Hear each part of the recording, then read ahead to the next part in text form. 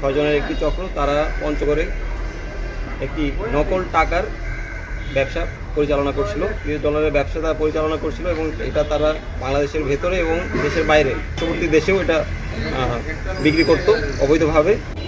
আজ আমাদের বাংলাদেশ সেনাবাহিনী কর্তৃক সুনির্দিষ্ট তথ্যের প্রেক্ষিতে 6 জন ব্যক্তিকে আটক করা হয়েছে।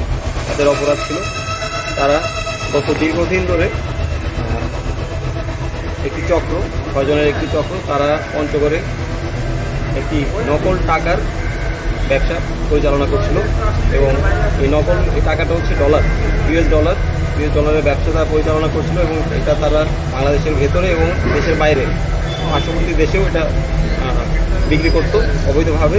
এবং আজকে $80,000 যেটি এই নকল টাকা আমরা আজকে টাকাসহ 6 জনকে আটক করি।